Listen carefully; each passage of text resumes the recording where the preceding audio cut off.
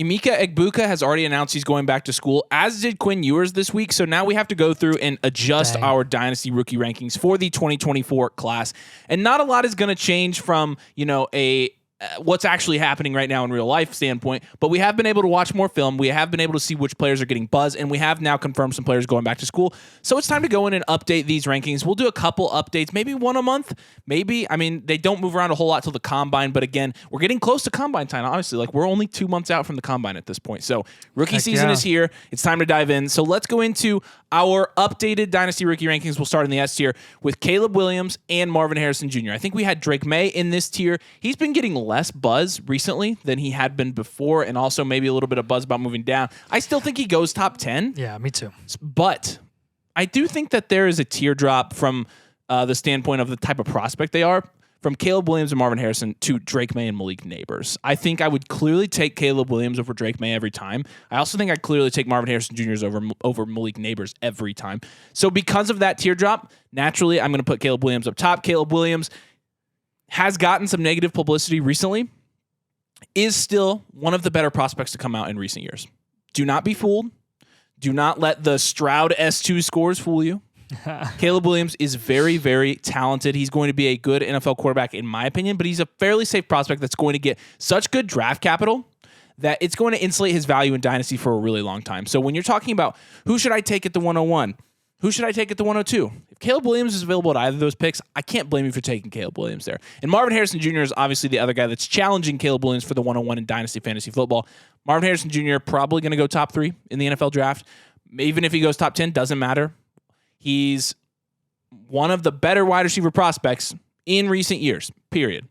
He is good at almost everything. The only thing he doesn't really do is he's not a yak guy. After that, he's pretty much good at everything else.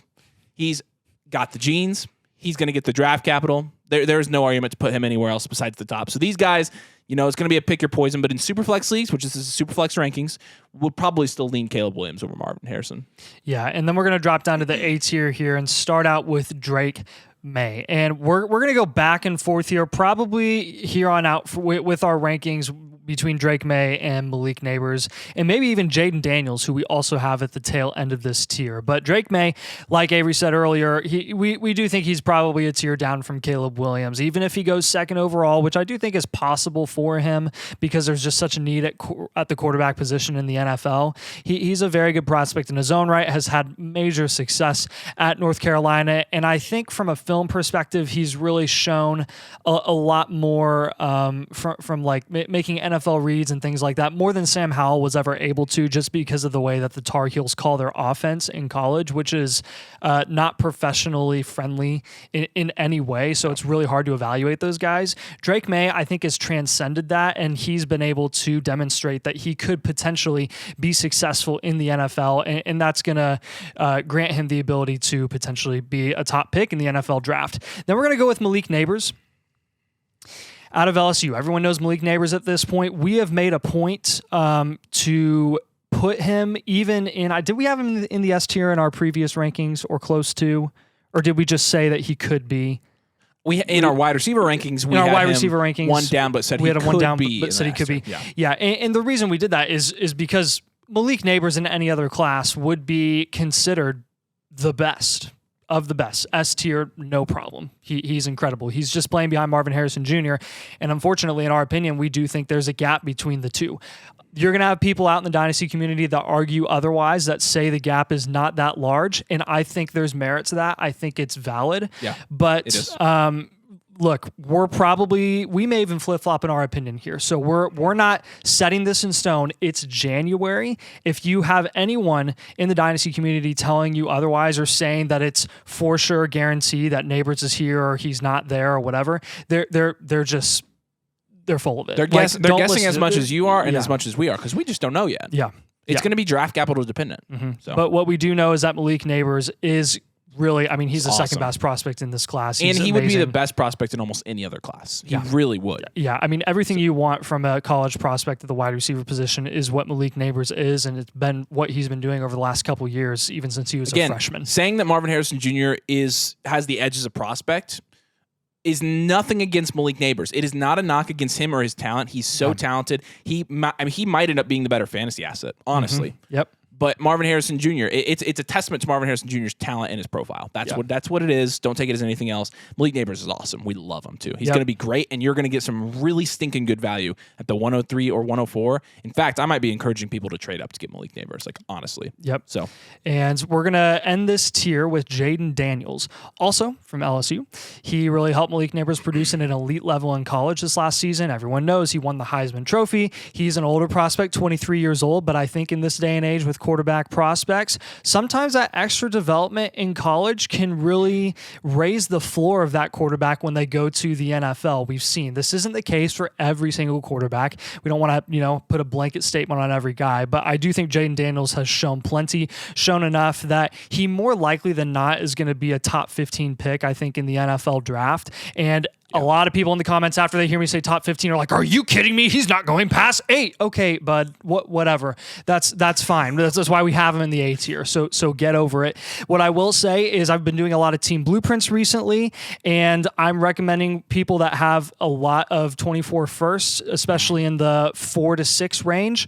I'm saying go target Jaden Daniels for upside, even in a 1 QB. And if you've got like a late first round pick or an early second, go ahead and go target Jaden Daniels, because he has so much rushing upside. And about those team blueprints, let's tell them about the site a little bit. So if you sign up at flockfantasy.com/domain, choose a mother flock tier, you get one of these team blueprints. Team blueprint is a multi-year, in-depth plan for your dynasty team. We basically are going through evaluating your team top to bottom and creating a strategy for you to go forward and win your leagues. So again, the point of playing a dynasty is to win, build value, win championships. So with that being said, we're here to help you do that. If you sign up using code DOMAIN and choosing Mother Flock tier, you get one of these team blueprints. You also get all of our exclusive articles and our rankings, dynasty content. You get access to our DMs. We DM with our supporters all day long, every day. So flockfantasy.com/domain, use code DOMAIN to receive your blueprint. And let's go to the B tier here. Rome Odunze, who honestly, you could make an argument he could be in the A tier here. Rome Odunze is probably going to get top 12 draft capital if I had to guess. He's going to get really high draft capital. His value is going to be super insulated. I'd love to see him fall to 15. Even in the abysmal national championship game, he had some bright spots. I mean, that you can just see the talent every time you watch Rome Odunze. He's just next level. Oozes with talent. He's just next level on the field. And I don't think the age is a knock against him at all. No. I think he's seasoned because of it. I think you can tell when he plays that the guy knows what he's doing and he's got some experience. He's very mature. He's not a raw prospect. That's a great way to put it. He's very mature. So Rome Odunze, extremely talented. He's going to get high first-round draft capital most likely, as will Brock Bowers. Brock Bowers, maybe a forgotten prospect here because we have him here at, 6? That's going to be great price for Brock Bowers. Brock Bowers is the tight end 4 or 5 in Dynasty as soon as he gets drafted, because he's also going to get high in first-round draft capital most likely. I would love it if he's there at 15 and go to the Colts, but he probably won't be. And when he gets that kind of draft capital, he's also going to have value insulation. The value insulation up here, through the first 3 tiers, it's ridiculous, guys. The first 6 picks this year are valuable as heck, more so than the first 6 picks last year, even, in my opinion. Really.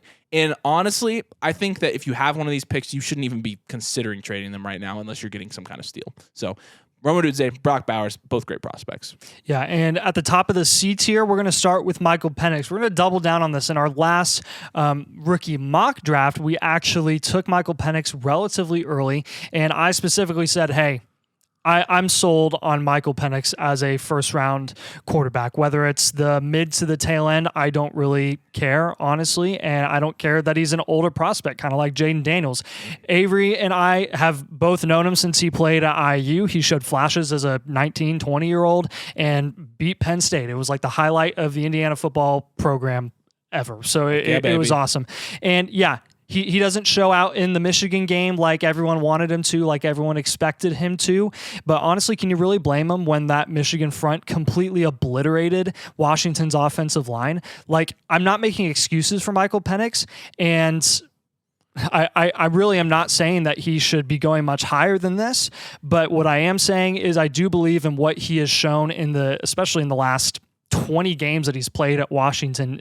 He had one bad game. I don't even have to make excuses for that and game. He still showed out in the CFP against Texas.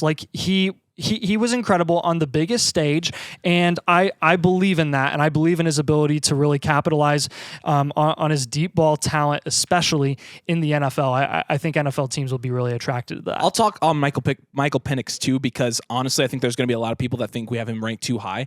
Here's what you can do, and this is honestly something that we do a lot to make sure that you are playing level above everybody else in Dynasty.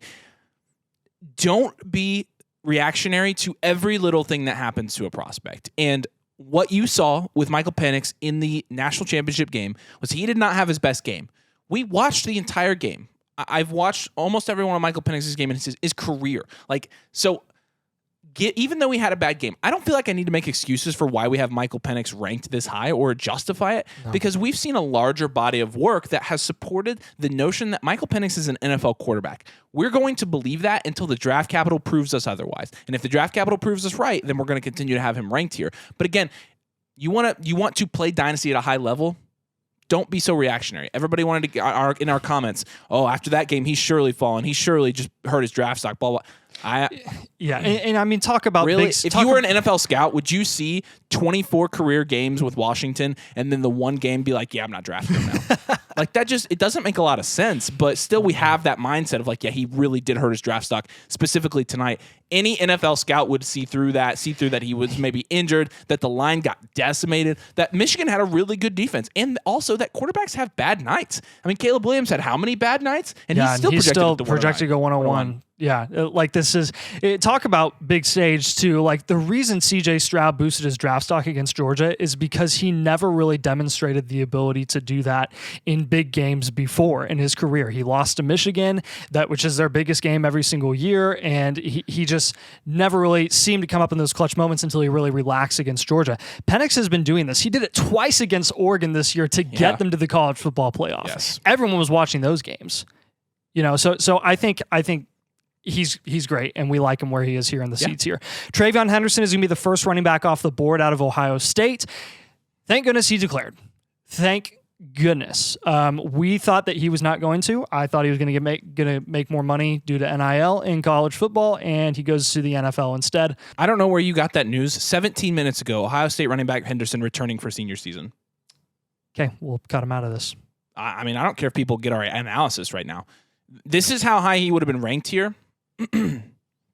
This just happened as we were recording the video. We're 14 minutes in, and it happened 3 minutes before we started, so we haven't even had time to see this. Travion Henderson not coming out, I mean, that dramatically hurts the running back class here even more. Yep. And that's not me saying I'm totally out on this running back class, but we lost Egbuka and Henderson in a span of 3 days into this class. That really stinks for those late firsts, man. That's the new age of NIL. It is, and it's the new age of Ohio State wanting to beat Michigan that bad. I thought he announced yesterday. No, so what did they say? There was an announcement that Judkins committed. That said he's expected to declare. I don't know, but I've heard so many mixed things. But this is literally it just happened. Is it breaking news? He just tweeted it. So okay, all right. So he's out. So I guess Luke, take him out of the rankings now. But man, I can't believe him and Egbuka both. All those Ohio State players, man, they're all going back. They're trying to run it back. We'll see how they do, but that's a hit to the running back class, at least up top for sure. Yeah. So Xavier Worthy, we're going to have after Michael Penix here, and he is a guy that we have really, really liked through and through. Sure, we've had our own questions about him as a talent, and he had a lot of hype going into 2024, up there with kind of your Odunzes and stuff, and could he really rise up boards? I think he is a step down, obviously, from those guys, which is why he's here in the seats here. That said, we're higher on Xavier Worthy than a lot of people are. Some people say he has stone hands. I'm sorry, there is no historical data that proves that drop rates in college directly correlate to the success or failure of a prospect in the NFL. Because there are elite NFL wide receivers, ones that you draft in the first and second round of Dynasty startups that had a higher drop rate in college than Xavier Worthy. Jamar Chase.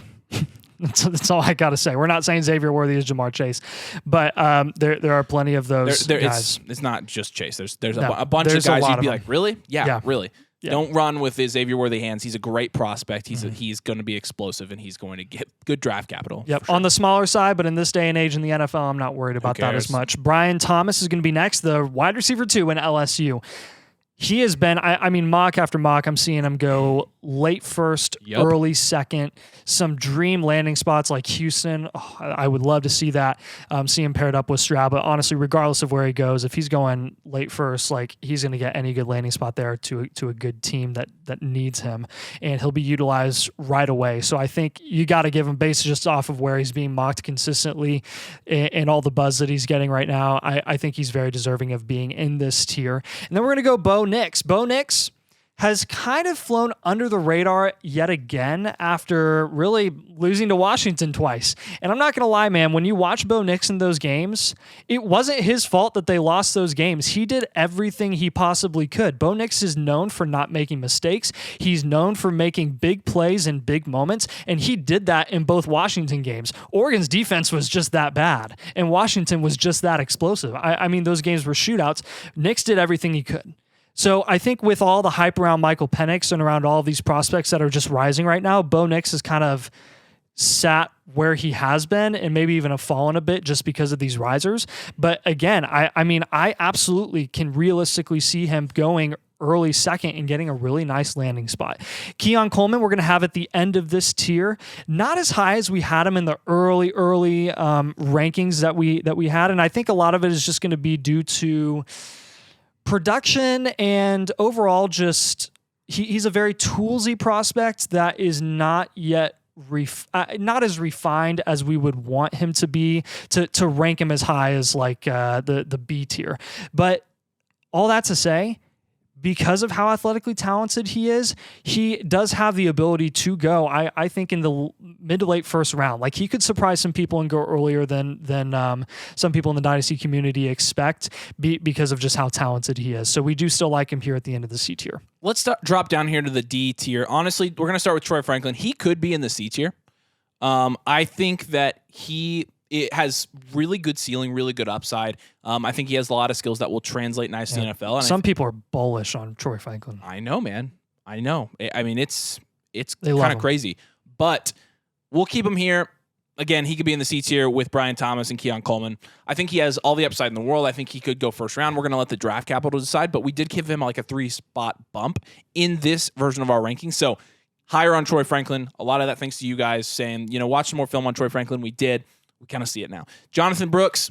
Look, if Jonathan Brooks declared for the draft, him and his agent know something. So he has to be up here as what is now the running back 1 in our rankings. Well, would you put him up at running back 1 at this point? I mean, would you go with he's in the Allen same tier Benson? I mean, we have him over Allen Benson, so I guess he's our running back 1 right now. Which I can't argue against. They're all in the same tier because I haven't really decided. Right now, if I had to choose, I guess I'd go Benson, Brooks, Allen, maybe. You go Benson, Brooks, Allen? Maybe. Yeah. I'm not sure. But I'll talk about all these guys together now. Brooks, Allen, Benson. Put them in whatever order you want. We're listing them there because we do not know which order to put them in. And honestly, tell us which order to put them in because it's going to be draft capital dependent. We're going to wait for the draft capital. We're going to wait for the landing spots. We're going to wait to see which system they get stuck in from an offensive standpoint in the NFL. And that's going to make the decision for us. Until then, we think these guys are a tier above the rest of the running backs in the class. However, until we know for sure what their draft capital is, we'll keep them here.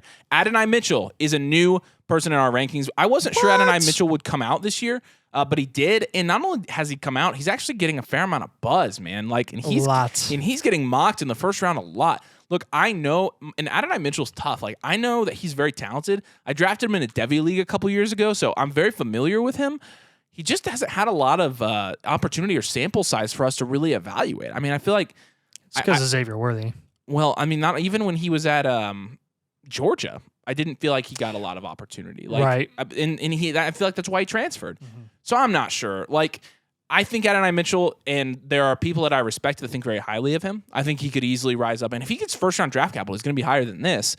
So we'll see with Adonai Mitchell. And then J.J. McCarthy, we bumped up a tier. He played fairly well in the national championship game. He led Michigan to a national title. So, we still aren't super high on J.J. McCarthy compared to Bo Nix, compared to Michael Penix.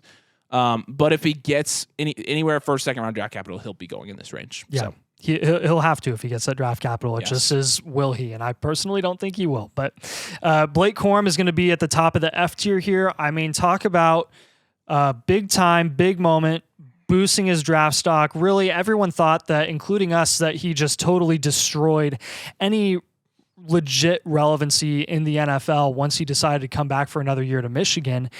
But honestly, we're going to have to reevaluate like how we value early declares and how many there are going to be going into the NFL because of NIL at this point. And Blake Corum, he didn't come back necessarily for NIL. He came back to run it back with Michigan, and they were so connected as a team and had a great culture. You really have to commend him for it. A great team player.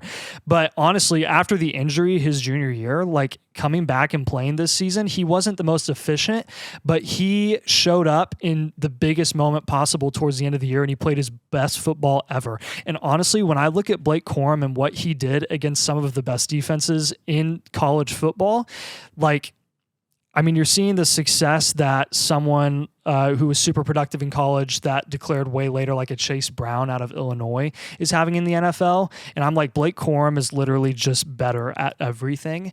And I think there is a legitimate case to be made that he could go as early as late second in the NFL draft. Wow. Do I think that's going to happen? I wouldn't put all my money on it.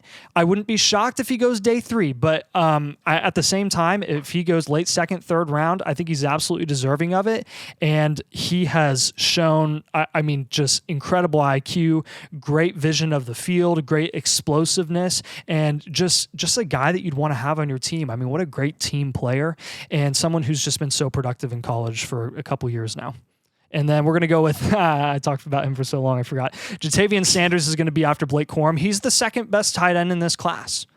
And yeah, he's not as amazing as Brock Bowers. That's why he's a 1, 2, 3 tiers down. But he's still a good prospect. But he's still a very good prospect. You know what this reminds me of? This kind of reminds me of the Pat Frymuth Kyle Pitts year, where Kyle Pitts was so good, so everyone branded him as generational, and he went so early in rookie drafts that everyone kind of just forgot about Pat Frymuth, and you got him at a really good value in the early to mid second round. True. And I think that could be the case for Jatavian Sanders this year. He's incredibly athletic, incredibly, again, toolsy. Is he going to come out and produce at a super high level like Bowers could his rookie year? I would not put my money on it, but I do think there is definitely a path for him to be successful in the NFL, and his draft capital may be higher than a lot of people expect. Then we're going to go with Ladd McConkey. He's a new guy in our rankings here. We've shown him, I think, for the first time in our mock draft last week, but he's a receiver out of Georgia who I think offers a really safe floor, and he's not probably going to move up our rankings much regardless of landing spot, regardless of combine outcome. I think he is who he is. He's kind of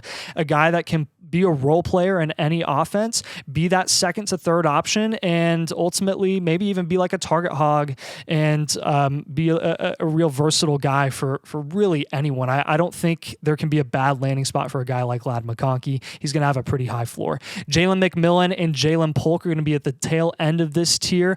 Honestly, the reason we don't have them super high yet is we got to see what they do at the combine, and we got to see where they get drafted because they've been playing behind Rome Odunze.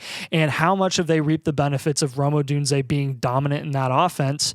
I don't necessarily know. Jalen Polk is younger than Jalen McMillan. There's an argument you could have him over McMillan. I absolutely understand that. There's even some buzz in some mock drafts having Polk go significantly higher than McMillan. But as of now, we're going to have these two guys together, and that's it just is what it is for now. Xavier Legette, we're going to have at the tail end of this tier. Neither of us at the moment believe in Legette at all. He literally did not do crap until his 5th year in college. It does mean something, guys. And it does. And yeah, his production his 5th year also means something. He had 1,100 yards and he looked very, very solid in college. But I do not remember the last time I saw a prospect in college that didn't produce until his 5th year really have much success in the NFL. Doesn't happen all that often. That's for sure. It does not. So he would have to be an outlier. But that being said, he was very impressive this year. All right, and then to wrap it up here, the G tier, we're going to have 3 running backs: Will Shipley, Audric Esme, and Bucky Irving. All guys that we aren't going to know what to do with and where to rank until we have their draft capital. With running back, it's going to be testing and draft capital dependent more so this year than any other year because we just don't know with this class. So we'll put them here. They're on our radar until we know more about these guys. We'll keep them down here, and then we'll move them around after we get into the combine season and into draft season. So do us a huge favor. Drop a like on this video. And make sure you're subscribed if you play Dynasty Fantasy Football. We are growing super fast, and we are trying to build a community of very strong Dynasty players, very experienced Dynasty players, help each other out, and to really grow the game of Dynasty Fantasy Football. So subscribe if you'd like to join the community. If you want to join our close-knit community, flockfantasy.com/domain. Choose some other Flock tier. When you use code domain, you get a blueprint also. Good deal. Appreciate you guys. Thanks for watching, and we will see you later.